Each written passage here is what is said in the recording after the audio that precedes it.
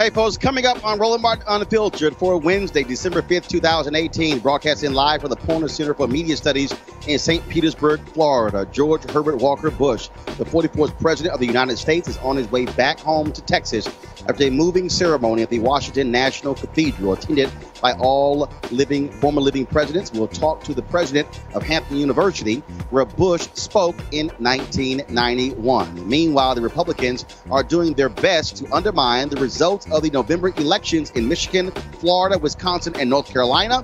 We'll talk to people on the ground in Wisconsin and North Carolina about the devious plans of the Republican Party.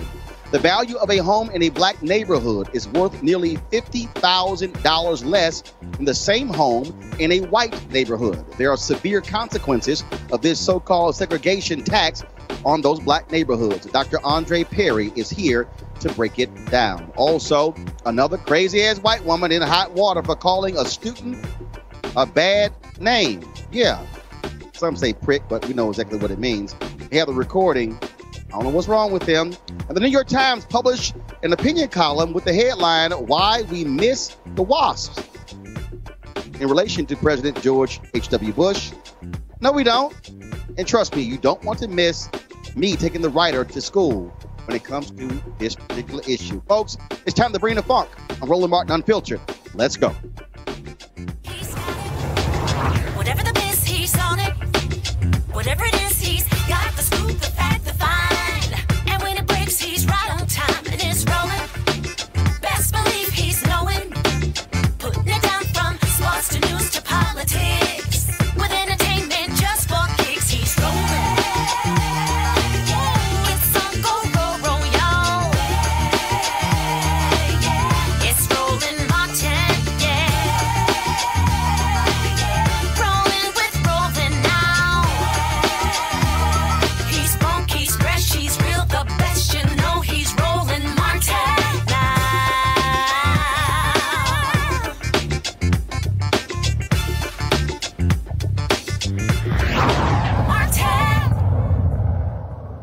Today at the National Cathedral in Washington, D.C., more than 3,000 invited guests, including all living presidents, met there for the funeral of President George H.W. Bush. He, of course, the 41st president of the United States. Among those there, of course, his son, President George W. Bush. Also, his son, Jeb Bush, former governor of Florida. Eulogies from George W. Bush, Bush biographer John Meacham, and also former Senator Alan Simpson all took place. Everyone agreed not to trash talk Donald Trump, even though he was there, gave pretty much a cold response to the Clintons, only shaking the hands there of President Barack Obama and Michelle Obama as well.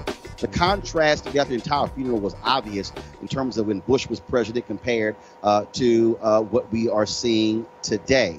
And so all across, of course, here's a video there of the former living presidents there. Also, of course, you had the vice presidents, Dan Quayle, who served under President Bush. You had Joe Biden, who was there, in addition to Al Gore. All of those vice presidents were there, as it was a packed church. George W. Bush talked about the final words from his father, where he got emotional. You see right there where he was tearing up, laughing about, of course, some of that eulogy, but also tearing up because the final words of his father was, "I love you." And so today, of course, was a national day of mourning for President George H.W. Bush, a national day. Donald Trump called for that.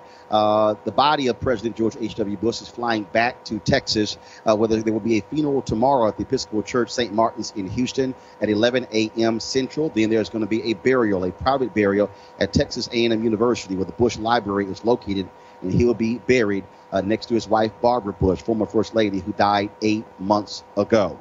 Of course, we've had several African Americans on the show on Monday and Tuesday talking about the legacy of President George H.W. Bush. Joining us right now is Dr. William Harvey. He, of course, is the president of Hampton University, where George W. Bush spoke.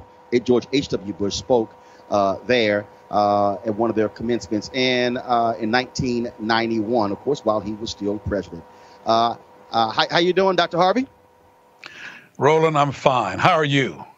I am doing great. So first and foremost, your thoughts and reflections on President George H.W. Bush. Him and his family were huge supporters of the United Negro College Fund, of course, supporting HBCUs. What do you recall about his visit, giving the commencement speech there at Hampton University in 1991?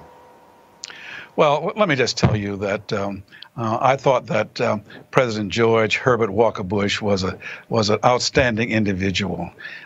He was a man that, from my point of view, helped HBCUs more than anybody that I know of in my 41 years. He helped us in so many different ways. For an example, he came and spoke here at Hampton in 1991. And it was a wonderful visit. The amount of money to HBCUs went up from 89 to 1990, over $118 million. He encouraged consortium agreements among HBCUs and research institutions out in the Midwest to try to get HBCUs to do more research. He encouraged and directed that more money be spent on science and STEM fields. So he was just a terrific fellow that supported all of his life black colleges. When he was a student, undergraduate at Yale, he founded, not just being active, but he actually founded the UNCF there. He was always very supportive of HBCUs right up until the time that he passed. I can even say to you, after he left office, during my 25th anniversary here at Hampton, and this is my 41st year now, the MC came to the mic and said that they had a surprise. There was a video tribute to me from him. I knew nothing about it, and I was just as surprised as everybody else. He said some awfully kind things about me, but he was also very humorous, because at the very end, he said to the trustees who were present, Dr. Harvey has worked tirelessly for Hampton and the nation, and said he's due a sabbatical. Why don't you give it to him? Well, that got a big laugh, and then the next day the trustees did give my wife and me a sabbatical for 9 months down the Hilton Head. What I'm saying is that he was very supportive. I can give you a lot of examples. Let me give you another. During his tenure as president, the then Solicitor General filed a friend of the court brief with supporting the state of Mississippi against the black colleges there. When I found out about that, because I was on the president's advisory board of HBCUs, I sent a note to the chief of staff saying that I'd like to see the president, and he agreed. And I asked the two other presidents to go with me, including Jim Cheek at Howard, and he allowed us to come in to see him. So I said to him that, Mr. President, I know of your support for black colleges, and I was a little surprised that your administration has filed a friend of the court brief for the state of Mississippi. And he says, well, Bill, I don't think that that's true. And he said, in anticipation of your visit, I asked John Sununu, who was there as his chief of staff, and he says, John, is that right? So Mr. Sununu gave him a piece of paper that he let me see where he said that wasn't correct.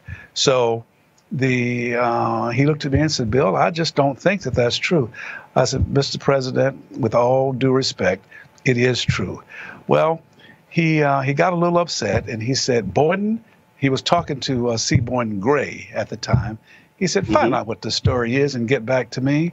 And he said, Bill, can you come back at 2 o'clock today? I said, of course, Mr. President. So I went back, and I was ushered into the Oval Office, and when I walked in, he was laughing. He said, Bill, I should have known you knew what you were talking about. He said, but that's being corrected as we speak. We will withdraw that friend of the court brief on the side of the state of Mississippi. These are just one, two of the several things that I could talk about that shows that he supported HBCUs. Well, we certainly appreciate having you on the show to offer that perspective. And here's the deal: I've had some. I'm looking at some of our comments here on Facebook and Periscope and YouTube, and people are commenting right now. And let me be clear: I had like one guy, I guess, Ron Ortiz, said, "Who cares about this guy?" The reality is, this is a former president of the United States. Our job is to cover those things that are good, those things that are bad, those things that are indifferent. That's exactly what we do as well. And so it's important for us as a show that speaks to African Americans that talks about George H.W. Bush's legacy as it relates to African Americans, whether it's we had Louis Sullivan on the show, Armstrong Williams on the show, Fred McClure yesterday. But also we've talked about the Willie Horton ad. We've talked about, of course, some other issues as well. And so our job is to cover all those perspectives. And that's why we have you, Dr. Harvey, to give that the personal recollection. And again, I had not heard that story you just told about his DOJ taking the position in the Mississippi case. And by you mentioning it to him, he then by rescinding that. And so, again, that's also an important part of history that also needs to be told. Well, Roland, may I say something to your guest that said, who cares about him? I want you to know that I and hundreds of thousands of other people, because he supported historically black colleges and universities. And we're at a time now when we're not getting the kind of support that we ought to get. And here was a president who did support us. So that's why we should care about the hundreds of thousands of young folk that are graduating from our colleges right now. So I can tell you, I care, and I'll tell the truth. The fact is that he did not support the '64 Civil Rights Act. He did say that he made a mistake and that he regretted that. Now, how many of us don't make mistakes? I can tell you that I probably make more than most. But the fact is, what all of us should do when we make a mistake, we should admit it. We should say that we aren't going to do it anymore and move forward. And I think that that's what all of us, that's a mature way of acting. And as you know, Roland, more than I, and, you know, I enjoy you when you come to our campus. I enjoy your show because you tell it like it is. Well, we need to tell it like it is and don't sugarcoat it. He helped black colleges, which means he helped young folk. And I'm as pleased as I can be that he did that. I'm pleased that he listened. And in that one instance that I gave, that he reversed the Solicitor General in that regard. So, yeah, there are those that care about black kids and black colleges, and he happened to have been one. All right, then. Well, Dr. William Harvey, we appreciate it. And I like that backdrop there. You got at Hampton University. See, that's how you do it right there. You know, always have that branding going. Well, listen, Roland, you've been here, and we enjoyed you, and I want you to come back. And I'll just say, without blowing any smoke up your pants leg, we enjoy you and your wife, and come back to see us. And you keep on telling it like it is. And let me say this before I sign off, if I can. Mm-hmm. We need more people who will reach across the aisle, because everybody thinks they're right. The left thinks they're right, the right thinks they're right, and the fact is we need to learn to compromise, and we need to make sure that we try to work for the people and try to make this a better life. And as long as we can do that, then I think that that's what all of us should try to do. And that's certainly what I'm going to try to do, and that's what I preach and teach to the young folk here in Hampton. All right, then, Dr. William Harvey, we appreciate it. Thanks a lot. Thank you. All right, now introducing our panel, A. Scott Bolden, former chair, National Bar Association PAC, also Reverend Derek McCoy, Executive Vice President for the Center for Urban Renewal and Education, Dr. Cleo Monago, socio-political analyst and activist. So, Cleo, I see the hat you got on today. At first I said, who the hell is on my show with a Make America Great Again hat? So then when they zoomed in on your hat, I was like, yeah. I said, leave it to super black to wear the hat, make Black America woke again. So indeed. Appreciate that. So Cleo, first of all, I want to start with you. Of course, you had the state funeral today, and you had, of course, all the former living presidents there. But it was real clear that it was nice of the Bushes to invite Donald Trump, even though he trashed the family on numerous occasions. But it really was listening to the eulogies, listening to the folks. The kind of contrast that was there between the 41st and the guy who's there now. Well, it must have been amazing. It must have been a very nuanced experience. And it should be, frankly, when we're talking about President Bush, because he was nuanced. I mean, we just heard all this praise about how wonderful he was.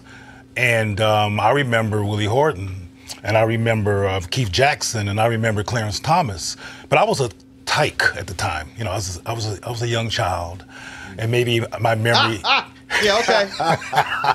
And maybe my memory just doesn't grasp all of the wonderfulness that he embodied. But it's interesting that he supports the HBCUs. I didn't know that as well as I've been hearing it for the past few days. But also some of the HBCUs really make sure that they do what they can do to get funding.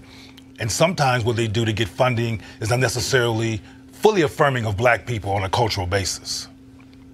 Reverend McCoy.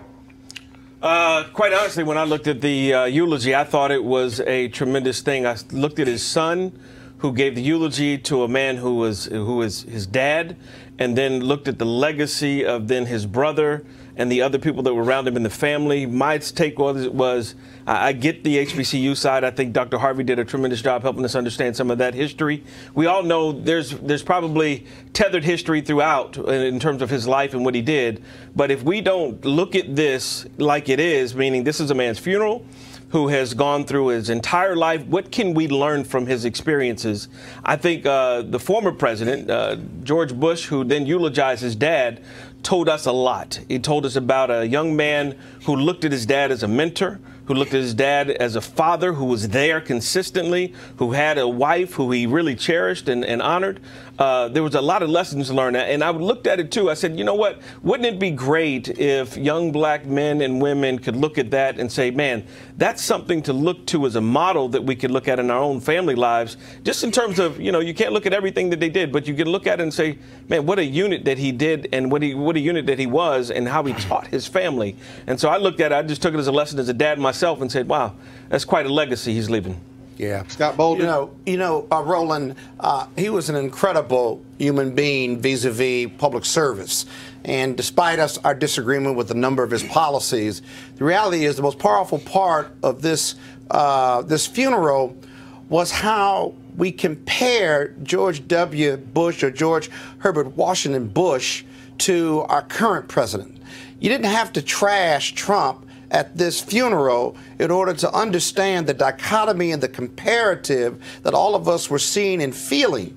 Whether you like Bush or not, when he led on the international stage, he was an expert. On the domestic stage, he had his challenges. But the reality is that with Trump on the front row, speaking to the Obamas, which I was concerned whether they would respond one way or the other, and not speaking to the Clintons on the far end and where each of them were placed.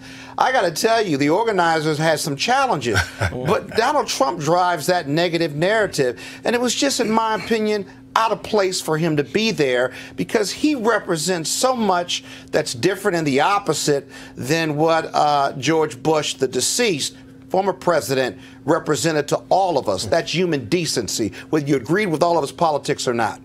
Well, again, the Bush family chose to invite him there. Yep, I know. I got you. I got you. About being decent. He's the president. Right. So, yeah, absolutely. And look, the current president can learn something from him, perhaps. He ain't and something from that. Yeah, but it was odd for him to be there because he had attacked every other president. Absolutely, but you got to give him an opportunity to learn. The most operative word there, but look, it was odd because he had attacked every other president in the front row, not just politically or policy-wise, but personal attacks. Well, has no place for it. Well, here's the deal. Bottom line is there. You hope he learns something through osmosis. I doubt it. Osmosis. The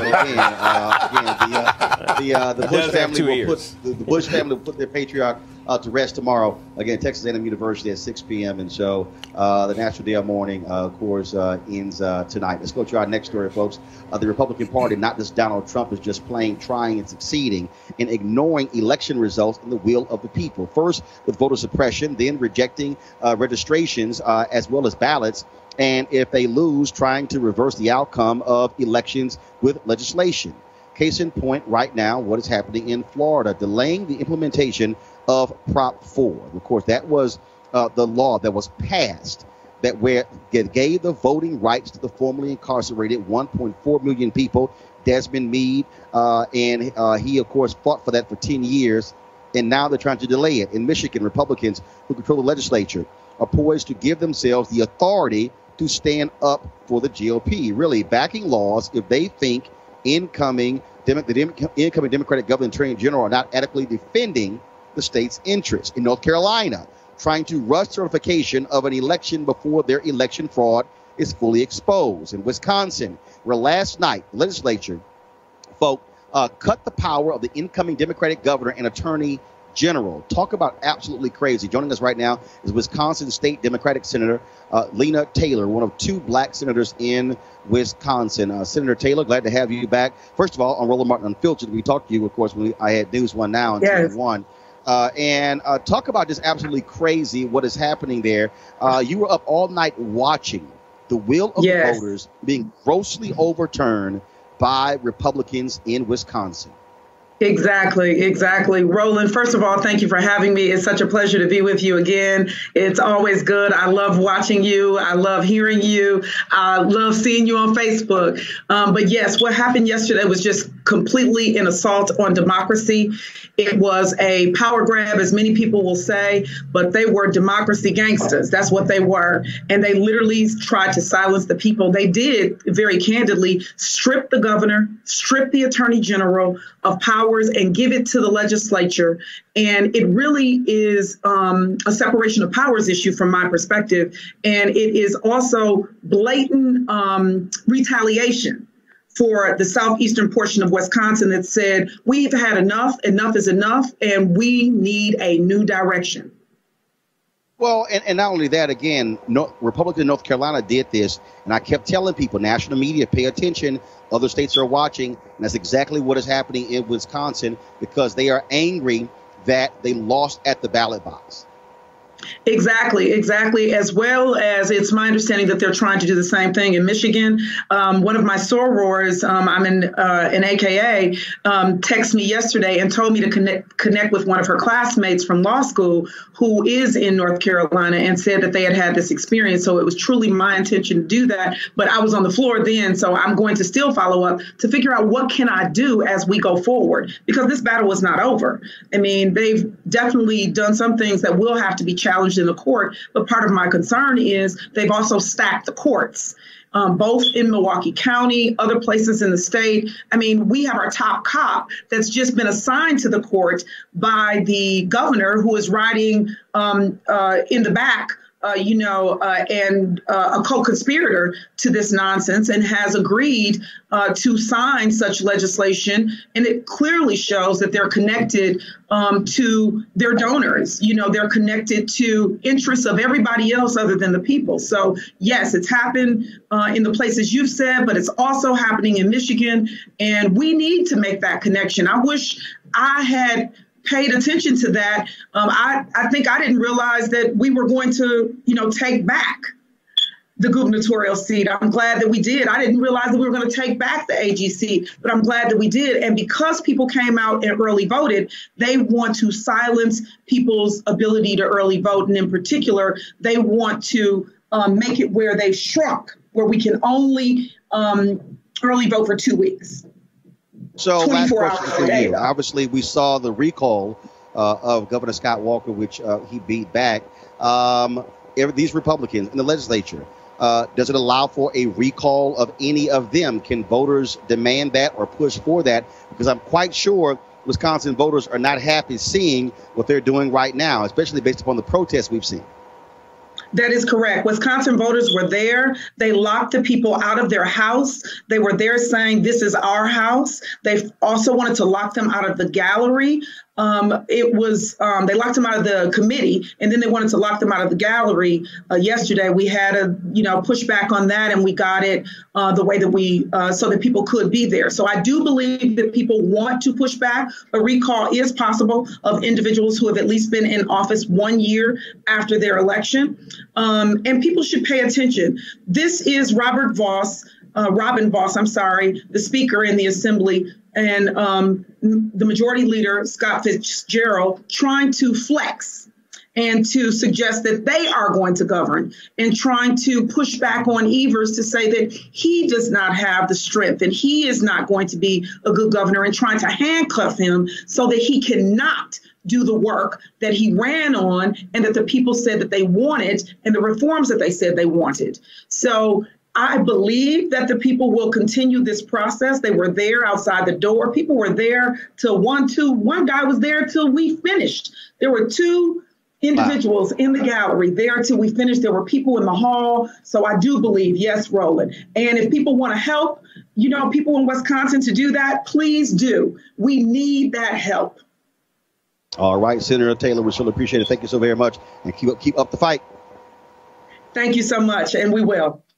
All right, thank you. Folks, in North Carolina, we've been covering the absentee ballot fraud allegedly conducted by GOP operatives. New documents show they were offering money for unsealed absentee ballots that could be later filled in with votes for Republican candidates for Congress and sheriff. The man at the center of the alleged election fraud is Leslie McCrae Dowles, and he may have been doing this for years. The Charlotte Observer newspaper, in an editorial, called for a new election. A North Carolina political science professor began looking into these absentee ballots right after the State Election Commission refused to certify the results. There were allegations of election fraud. That professor is Dr. J. Michael Blitzer, professor of politics and history is it Catawba College? It's Catawba College, yes. Guys, I want to make sure I pronounce it right. And he joins us right now on Roland Martin Unfiltered.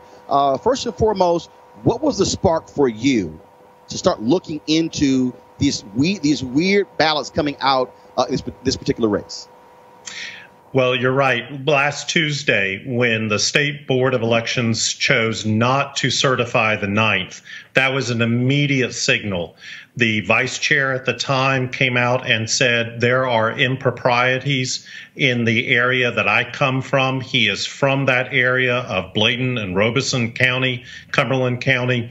And so I decided to start looking at the data to see, okay, we've got the election results. We know how people voted in terms of election day, early voting, and also absentee by mail. And I looked at the absentee by mail for all of the counties, and there are 8 counties within the district. 7 of them went for the Democratic candidate, Dan McCready. only one went for the Republican Mark Harris by a 61 to 39% split, and that was Bladen County. Now, the North Carolina State Board of Elections releases publicly available information about who has requested absentee ballots, and they don't tell you who they voted for, but they tell you which party affiliations those voters are. I looked at that data and found that of that 61 to 39 split, only 19% of the voters were registered Republicans, meaning that literally every unaffiliated voter, about 38% of them cast ballots by mail, had to vote Republican, plus have some crossover votes from registered Democrats. Now, in rural North Carolina, that could happen, but the likelihood was extremely low. That's when I started digging into the data, wrote a blog post, and honestly, it has taken off from there. And we've heard Republicans in North Carolina, all across the country, talk about voter fraud, voter fraud. No, this is election fraud. That's what Correct. This is. Exactly. This is election fraud. We have heard, and in fact, the state of North Carolina is considering the implementation legislation for a constitutional amendment that was passed, which the state of North Carolina and its voters approved for a voter photo ID. They're discussing the legislation now. All of the controversy around that legislation has been about we need to protect the integrity of the vote system. We need to make sure that people who are not registered or legally allowed to vote can cast a ballot. That is one side of it. But this is election fraud. This is taking someone's legal ballot and vote and manipulating it. That is something that is on the other side of the issue, and I think has really come to the forefront. Yes, voter fraud is very rare. It is minuscule in terms of the issues, but to have this kind of systemic and what appears to be long-term election fraud process going on in these counties is something to be concerned about. And now we're hearing about who this guy was and how he had been doing this in numerous elections. I mean, so essentially what you had is a clear, defined operation going. Professor, here's what I want to know. Where are all the righteously indignant Republicans now? Because, they made lots of noise. And I've said this nationally. Where is Paul Ryan, Speaker of the House? He was complaining about election results in California, but he says nothing about what's happening in North Carolina. Mitch McConnell is saying nothing. What is Tom Tillis saying, the senator from there? What is Barr saying, the senator from there? What is the former governor saying? It's amazing how all of a sudden they're quiet when it comes to voter fraud, election fraud involving Republicans in North Carolina. I'm an independent analyst, so I will defer to partisanship in terms of presenting it in such a way. Are any of them? You're there? Are any of them speaking out? I have not heard any commentary from some of the elected major Republican officials. We have had the state GOP executive director send out a conference call earlier this week claiming that Democrats were attempting to steal this election. I think as somebody who has observed North Carolina politics for 16 years and has studied political science for nearly 30 years, the choice of making those words steal an election is unfortunate. Dr. Michael Blitzer, we surely appreciate you joining us, and thank you for your great work exposing what is going on here. And I think we've got a long way to go, and I would not be surprised if a new election is called. I would not either. Thank you. All right. Thank you very much. I want to go to my panel right now, of course. So I want to start with you first, Reverend McCoy. Again, when you see what's going on there in North Carolina, all those Republicans I talk about, it's amazing how quiet they are. It's amazing how Chris Kobach, who lost in Kansas, who was talking about voter fraud and with his commission saying nothing, Trump saying nothing. What Republicans are doing in North Carolina is flat out theft. I understand what you're saying. I'm the first one to say, if it's wrong, it's wrong. And you got to call a spade a spade. So there's no shame in what I'm going to say because I'm straightforward. If it's a wrong thing, it's a wrong thing. I think when you look at those issues with the McRae guy and what's been going on, yeah, they are questionable. So I would say there needs to be investigation in that regard. I would also say, before we jump to the accusations that nobody's speaking out on and nobody's saying nothing, perhaps we need to investigate a little bit further and say, hey, what are you guys saying and what can be done? Because I don't think, just looking at it, I'm just saying, hold up, just looking at it. No, they've done a lot of investigating already. If I may, Roland, let me just say this. I've looked at local reports in preparation to be here tonight, and not only were they sloppy about it, which tells you they've done it before, this Dallas individual, right? But a local camera crew from local news went out and interviewed two North Carolina County residents who had said that Dallas's people came out, they gave them an unsealed absentee ballot. One couldn't read, and the other one couldn't remember who he had voted for, and he had only voted for in 2 races, but he had filled out the ballot. They had helped him fill out the rest of the ballot, and he couldn't remember who he had voted for. And so there's a substantial amount of evidence, empirical data, yes, but real hardcore witness testimonial evidence here that if the state or the commission investigates it, you're either going to get a new election or you don't count all of those votes, which means the Democrat is not stealing the election, it's righteously giving that individual the election. They'll try not to do another one if they can on the North Carolina law, but otherwise the better way to do it is just throw out those ballots that you have that are seriously questionable.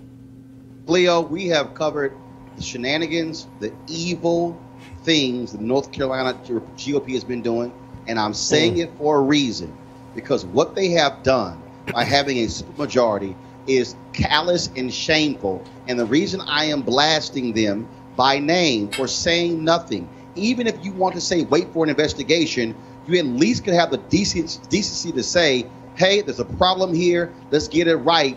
But they don't want to do that because this shows how Republicans have been involved in a wrongdoing. Cleo? Well, not only does it show wrongdoings on behalf of Republicans, the people that you're talking about who won't say anything benefit from this fraud. This is something that's helping them. So they're not going to, and obviously Trump cares nothing about honesty and being appropriate and integrity. So they're not offended by this anyway. And the bottom line, as I said, it's good that you're blasting them because somebody needs to blast them because there's people all over the media landscape who I think are on their side as well, who are very neutral in terms of how they talk about the incident. But the bottom line is that the people that you're talking about who won't say anything are not going to say anything because all this corruption is in benefit to them. And let's talk about not saying anything. Let's look at Prop 4 in Florida. Of course, that was the law that was passed by the voters that will restore the voting rights to the formerly incarcerated. It passed by a huge margin on November 6th. But guess what? The Republican Secretary of State in Florida, Kenneth Detzner, and the outgoing Republican governor, Rick Scott, they want to delay implementation of the law. So the Republican-controlled legislature can be consulted. They're doing this because there are 1.4 million people who now going to have the right to vote, including many African Americans. So the question is this, Reverend McCoy, I'll start with you. What the hell? This thing, Reverend McCoy, what the hell? Yeah, Reverend McCoy, what the hell? This thing was passed by Republicans and Democrats. It was to change the state constitution. The point of this referendum is to take it out of the hands of the Republican legislature, where they have a supermajority. So now all of a sudden, let's consult the legislature. Again, this is ignoring the will of the people. I agree. It's one of those things. Every situation you put, whether it's Wisconsin, North Carolina, Florida, that you've talked about today, all of those are real serious issues that I think need to be addressed. So I'm not backing down from it. There's one key thing that's consistent. There's one key word. And you're going to say Republicans. Now, Michigan, Florida, Wisconsin, North Carolina. Right. The GOP. Right. But the GOP is not monolithic, so there are people in the GOP that I think are very concerned about the issue. The point that people were able, right.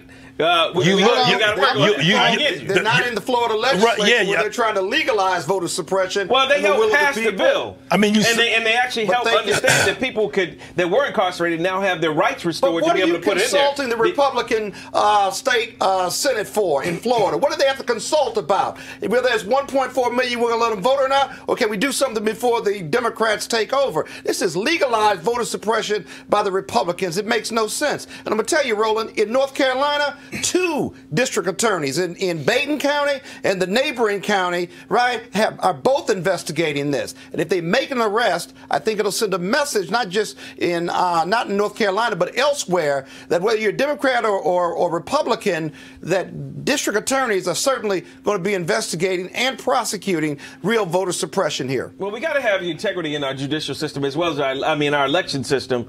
And when those guys investigate, and if our election system is wrong, and if it's fraudulent, it needs to be eliminated. And we need but see what let them do it. What concerns me? Okay. Everybody stop. All right, everybody. You mean everybody? Everybody. Oh, He's from Texas. Everybody stop. Figure like he's from D.C. But I do want to say something about this, though. Cleo, you're going to say something, but here's the thing. 10 years. 10 years, Desmond Meade worked to get this on the ballot. Yep. I'm in Florida right now, in St. Petersburg, Florida. For 10 years. Yep. It passed. It needed to get 60% of the votes in the state. Not a majority, 60%. It exceeded 65%. The point of changing the state constitution is to take it out of the hands of the legislature. So, Cleo, I'm just confused. What the hell is there to consult the Republican legislature for? No, the voters have decided. Well, at the risk of being extremely redundant in terms of what I say on the show all the time, there you go again, being logical and breaking things down based on material facts. But these resistant people don't care nothing about all of that. They don't care. And getting back to, well, I want to just say to you, Reverend, that a perpetual disingenuousness that I keep seeing is for black Republicans saying, well, I disagree. But it's like nothing but lip service. Well, you said that you disagree with the corruption. You disagree with the... I don't want to see corruption. Do you? Well, you said you just, a moment ago, you just said you disagree with something. Meaning I disagree with fraudulent activity. Exactly. And I'm saying that what I hear is people, similar to what you just did, disagreeing, but doing nothing beyond the verbal announcement of disagreement. The Republican Party that's the assumption. It's difficult to swallow. But see, that's the assumption sometimes. We like to assume that just because somebody verbalizes something, they do nothing afterwards. I disagree on that issue because so what have you done about the voter suppression in Florida or Milwaukee or North Carolina? Or what are you going to do? Tell us. There we go. Well, what have you done? What are you going to do or what you have done? Because you're still a Republican. Let him answer. What's he the just point? did. He laughed. right, because I'm hearing both of these guys on both sides ready to eat me alive on my answer because listen, give your answer. After what's that? Go ahead, give your answer. No, I'm just saying right afterwards, it's very simple to take an action forward, even from tonight, and say, you know what? Let me call a couple people. Let me try to begin to reach out. Let me begin to do some stuff that may help to push this along because I disagree with some of the activity. Now, on some of the points, there's some back end stuff that is being worked to make sure that some of these things do not happen. So, hold on. I'm sorry. What we talking about? I'm not. What we talking about? Hold on. No. I don't speak in general. When you said on the back end, that's some stuff working on so this stuff don't happen. Yeah. What stuff? No, I believe there are a constituency of people. Belief? Let me answer. So finish your thought, please. Go ahead. Don't we got another topic? But go ahead. Because obviously this is not a winnable issue. Because I'm sitting here almost with you guys saying, yeah, I agree. The fraudulent activity should be done. In North Carolina, it's not right. Understanding a little bit about Mark Harris, understanding about our constituency and network within that state of North Carolina in particular. Stop. Yes, sir. Stop. We done with North Carolina. I'm talking about Proposition 4 in Florida. All right, there you go. Well, he brought up North Carolina again. So in Proposition 4 in North Carolina, It should be implemented, period. What I don't understand about black Republicans is you have a Republican Party that endorses fewer people voting, engages in legal voter suppression, and you continue to be a part of that organization, whether you black, white, yellow, or brown. How do you all engage and embrace this myth of somehow they give you as a black person political power when they do nothing but have policies against black America? Hey, hold up, stop. First of all, y'all. I recommend you starting another party, being independent, or come join us. Or come join us. Stop. You get stop it. You get no topic. Hold up. You get no topic. I'm gonna answer that question. I'm gonna answer that question before I go on. The same way, Scott, black Democrats continue to be political sharecroppers. The Democratic Party now hold the Democratic Party accountable when it comes to making sure we're getting our fair share of jobs. You're not alone. I'm not done. I am not done. The same way black Democrats don't say jack and jamming up Nancy Pelosi when it comes to employing black people on Capitol Hill and Chuck Schumer on the Senate side. Same way black Democrats don't kick the ass of Democrats when it comes to making sure proper dollars are going to black consultants, black posters, black event planners, black caterers, and black folks that way. But when you say that makes neither one better. You're not making the argument better. The reality is black Democrats and black Republicans should be standing up for black people in both parties. Now, here's a word from one of our sponsors. Hey, guys, I want you to write this website down. That is marijuanastock.org. That's marijuanastock.org. Now, I'm going to tell you why. As we transition into the holiday season, this is the time when we start thinking about giving and sharing. Sometimes the best gift you can give somebody is an opportunity that could potentially change their lives economically. That's why our friends at Transatlantic Real Estate have created an investment opportunity for the everyday investor. It involves legal marijuana and crowdfunding. No, we ain't trying to give you weed. We're trying to get you to make money off of weed. Now, we all know that legal marijuana has created one of the fastest growing industries in America, a multi-billion-dollar industry. We also know that crowdfunding makes it easy to be an early investor to get in on an opportunity. It really is a no-brainer. But it gets even better. Transatlantic Real Estate is different, and they have a business model that is simple to understand. They buy land that supports marijuana grow operations and lease it to licensed, high-paying tenants. Now, did you hear that? You are investing in the landlord of a licensed marijuana farm in a high-growth market.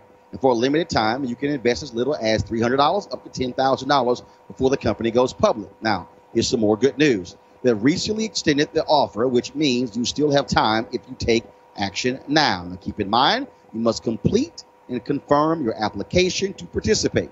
So be sure to complete the process. Now, look, don't spend all your money over the holidays and end up with empty pockets and buying stuff that you're not going to be able to use a year from now. Instead, get a return on your investment. You can also consider making an investment for someone special. Now, how's that for a holiday gift? Yes, you're welcome. To get started, go to marijuanastock.org. That's marijuanastock.org to get in the game right now.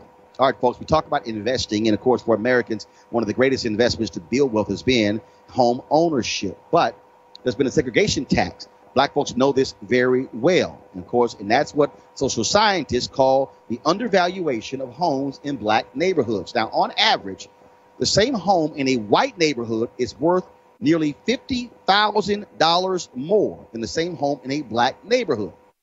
Overall, that's $156 billion in lost value for black homeowners. And that segregation tax has a big effect on what happens in those black neighborhoods. Joining us right now is the author of a new report detailing the damage from this.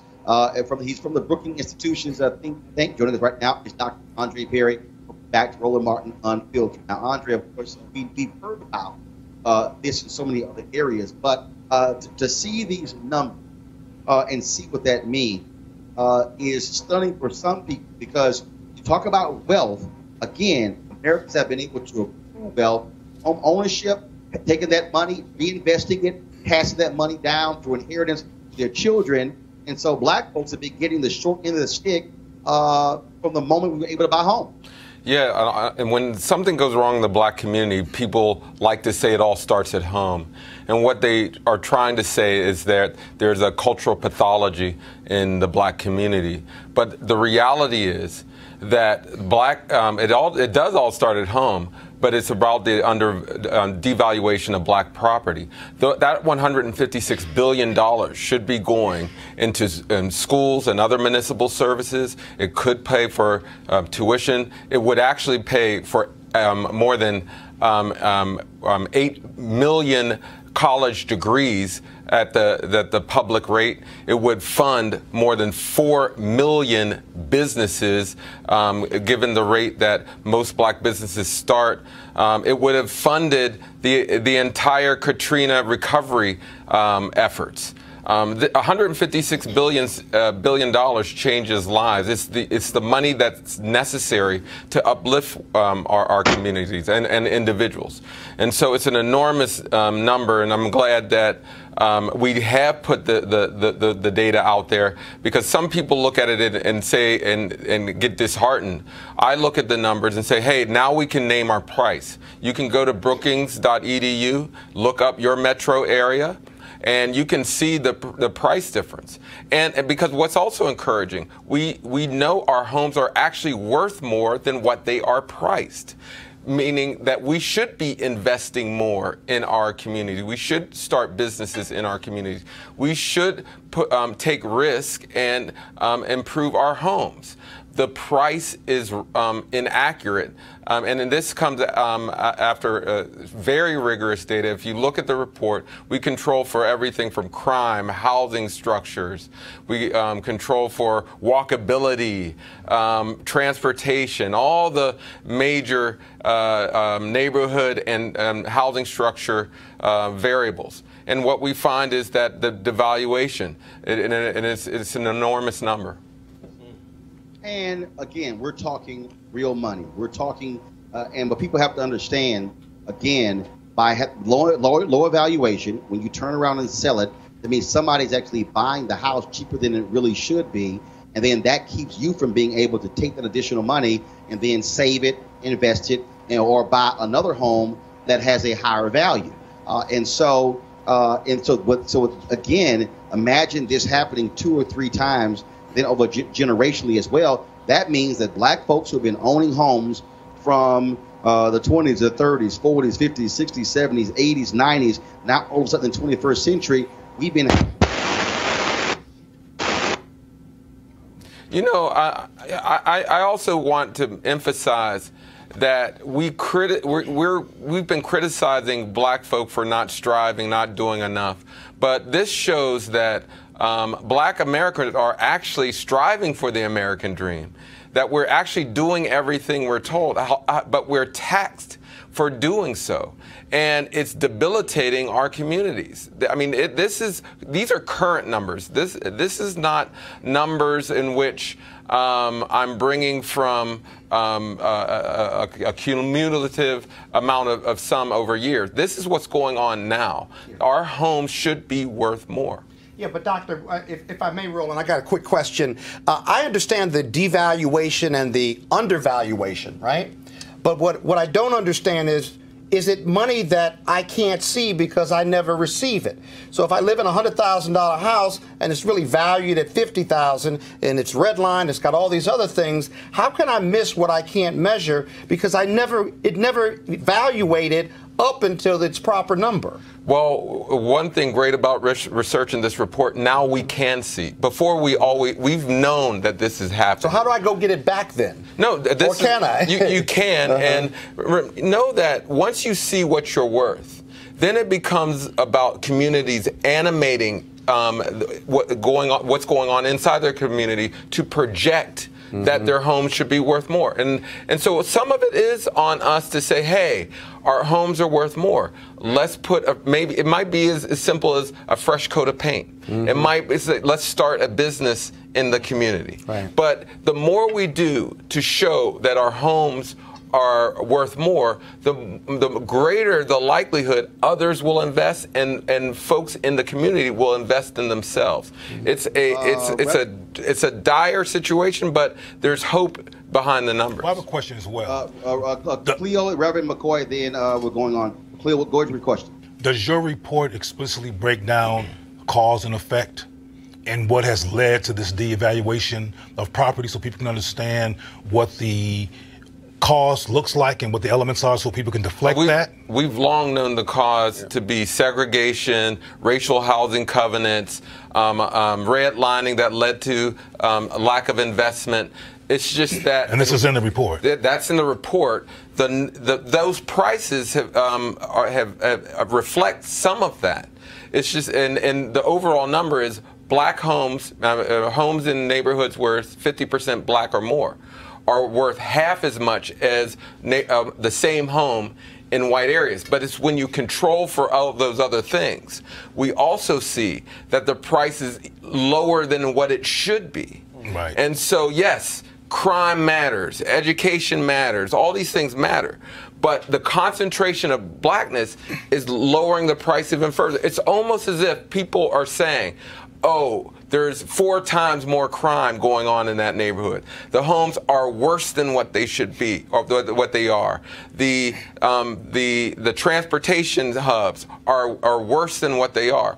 There's this projection of negativity that's lowering values more than what they should be. So what happens if that black family moves to a white neighborhood? Does that devaluation follow them? No, well, we looked at the concentration of blackness. So as long the whiter the community, the more you're coming close to market value rates. Right. And so it's the concentration of blackness matters. Reverend McCoy, final question. Yeah, from a quick one. From a policy standpoint, what can we do to improve that? Because I was participating in a town hall not too long ago in Chicago, and some of the representatives there didn't even understand it, because we looked at the valuation of property there and in the west side and what it was right around the corner, and it was very different. You know, a lot of the regulations that that occurred under the Obama administration have been eroded, and they were not perfect. What is clear, we do need race-based regulations. And some have argued we deserve reparations based on these numbers. Yeah. However, it is clear that there needs to be race-based policies that address the housing market, the real estate agents, appraisals, which are some of the most loose standards, and you get a variability there, and lending. All those things are have so much subjectivity in it that it negatively impacts black folk all across the board. All the time. All right. Yep. Doc, we certainly appreciate it, man. Thank you so very much. We'll definitely have you back on the show. You're welcome. All right, then. Okay, folks. Now, I got to now look, y'all know, I'm really trying not to have to sit here and keep calling out these crazy white folks in media. But they keep getting on my damn nerves. All right, so check this out. The New York Times columnist, opinion columnist, Ross Douthat. That's how it's pronounced, Jay? That's his name? Whatever. His name is Ross, okay? He's a conservative. Y'all, he wrote this column called Why We Miss the WASP. Okay, now it was dealing with the death of President George H.W. Bush. Now here's an excerpt from his column. The nostalgia flowing since the passing of George H.W. Bush has many wellsprings. Admiration for the World War II generation and its dying breed of warrior politicians. The usual belated media affection for moderate Republicans. The contrast between the elder Bush's foreign policy successes and the failures of his son, and the contrast between any honorable politician and the current occupant of the Oval Office. But two of the more critical talkers takes on Bush nostalgia got closer to the heart of what was being mourned in distant hindsight with his death. Writing in The Atlantic, Peter Beinart described the elder Bush as the last president deemed legitimate by both of our country's warring tribes, before the age of presidential sex scandals, plurality winning and popular vote losing chief executives, and white resentment of the first black president. Also in The Atlantic, Franklin Foer described the subtext of Bush nostalgia as a fondness for a bygone institution known as the establishment, heartened in the cold of New England boarding schools, acculturated by the late-night rituals of Skull and Bones, sent off to the world with a sense of noblesse oblige. For more than a century, this establishment resided at the top of the American caste system. Now it is gone, and apparently people wish it weren't. Now, I think you can usefully combine these takes and describe Bush nostalgia as a longing for something America used to have and doesn't really anymore. A ruling class that was widely, not universally, but more widely than today, deemed legitimate, and that inspired various kinds of trust, intergenerational, institutional, conspicuously absent in our society today. Put simply, Americans miss Bush because we miss the WASP, because we feel at some level that they're more meritocratic and diverse and secular successors. Ooh, I love this. Rule us neither as wisely nor as well. Let me unpack that. So what essentially he is trying to lay out is that you had white Anglo-Saxon Protestants like President George H.W. Bush, who ruled in a different way than those who followed him, including his son, including Bill Clinton, including Barack Obama, including Donald Trump. And when he says that we're longing for this, the issue that I have with this is that Ross was tweeting and he tried to say that, well, no, what I really meant by that is the service of these WASP in terms of their commitment to public service. Well, here's why that is such a trash and trifling analysis by Ross. Because I can show you people like Frederick Douglass who gave service to America. I can show you people like Sojourner Truth who gave service to America. Ralph Bunche, the first African-American to win the Nobel Peace Prize, gave service to America. I can show you the countless men and women. A. Philip Randolph, who led the first labor union of the Pullman Porters, who gave service to America. You don't have to give service to America by being a white Anglo-Saxon Protestant. See, what Ross also seems to somehow ignore is that America was created for white folks like President George H.W. Bush. That is, white landowners. See, it really wasn't even made for broke-ass white people. It really was for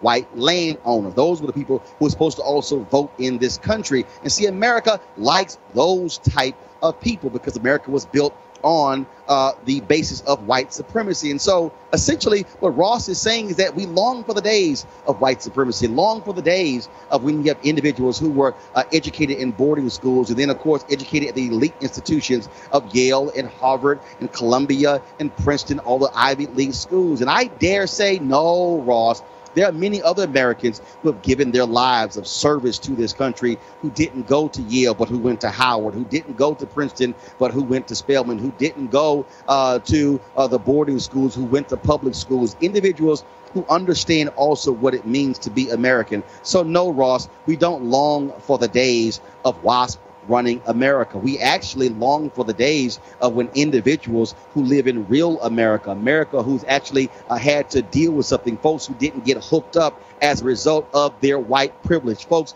who also did not use their white privilege to get their children in schools that they didn't have the grades to get into. Even George W. Bush admitted so in 2004 when I was one of the 4 journalists who questioned him at the Uni Journalists of Color Convention in Washington, D.C. And the problem that I really have with that piece is the New York Times is run by a black man, Dean Baquet.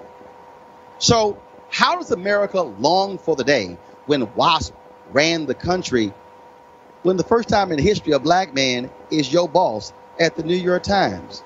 Not a black man saying, yes, boss, but a black man said, yes, I am the boss. See, the real issue, and I keep telling y'all, and at some point y'all gonna realize this, is that the problem that we have, white folks are fearful of the future.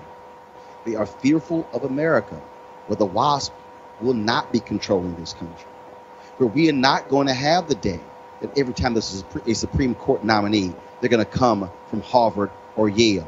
They actually might come from law schools at TSU or Howard University or Florida A&M. See, that's actually real America. See, if you read this article, and I really tried to understand what the hell he was saying, besides it being extremely poorly written, is that we don't long for the days of folks like George Herbert Walker Bush. In fact, he even took a shot in the piece where he said that Mitt Romney and Barack Obama, in many ways, operated in the same vein as the WASP. Well, because see, here's why, Ross, because the WASP constantly tell us we've got to act like them. The WASP tell us if you want to be accepted, you must go to the schools that we go to. You must dress like us. You must talk like us. You must walk like us. That's also perpetuating white supremacy, Ross. That's what you don't seem to quite understand. So no, I don't long for the days of WASP running America. In fact, I long for the days when we have people who come from other places who don't get us into wars we should not be in, with people who are brown because they somehow want to control their oil or somehow want to control their natural resources. See, that's actually the history of the WASP. The WASP also are the ones who ran Native Americans off of their land and decimated their history and decimated their people. See, that's also a history I don't quite long for. It's also the WASP who also denied black folks opportunities after during the period of Jim Crow and after slavery. That to me is also the days I don't long for. I don't long for the days of Dred Scott. I don't long for the days of Plessy versus Ferguson. I don't long for the days when Heman Sweat had to sue the University of Texas and they created a black law school now as called Texas Southern University because he couldn't get to the University of Texas. I don't long for the days when black folks had to be led into the University of Mississippi with federal troops, all because of the WASP. No, Ross, that's a day that we don't long for. And in fact, we are more than happy to say good riddance. I want to thank Reverend Cleo and Scott Bolden being on my panel today. Thank you so very much, folks. Also, thanks for all of you for joining us who have been watching on YouTube, Periscope, and Facebook. Don't forget, we want you to support Roland Martin Unfiltered by joining our Bring the Funk fan club. Going to RolandMartinUnfiltered.com. We certainly would appreciate if you would support us with your dollars. This is, of course, an independent show. No company owns us, doesn't control us. We make our own decisions to be able to talk to you, provide for you of information that you need. Tomorrow I'll be broadcasting from New York City, where I'll be on a panel tomorrow morning talking about the future of TV news. So we certainly look forward to bringing you more insightful commentary and information that black folks need, that black folks desire, and frankly, that mainstream media, broadcasting cable, will not give you. All right, y'all take care. I'll see you later. Holla!